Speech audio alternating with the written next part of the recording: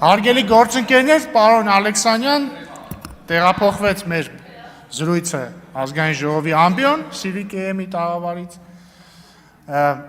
Գիտեք ինչ, հա համաձայն եմ, հա երես չունեն գան, բայց ես ուզում եմ մենք հասկանանք էլի իրավիճակի աբսուրդը։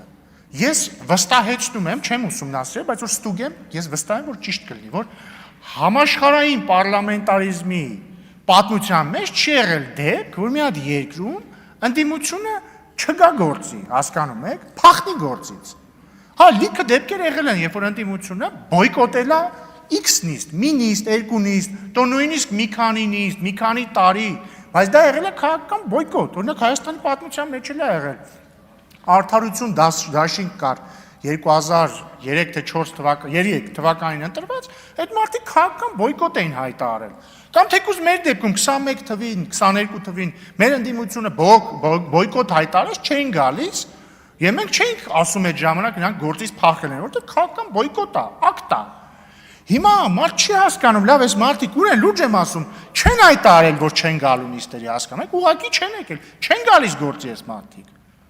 Եվ ես կարծում եմ մեր հանրությունը չպետք է դրան հանգիստ վերաբերվի։ Հա, մենք էլ շատ հաճախ չենք ասում, որովհետև ինչ մեղք կթաքցնեմ, մեզ հաճելի է իրանց բացակայությունը։ Ասենք ում է հաճելի, ասենք նայել ես կոռուպցիոներների եւ կոռուպցիոներների պաշտպանների դեմքներին։ Բայց սա խնդրեմ է։ Բայց մի բան ասեմ։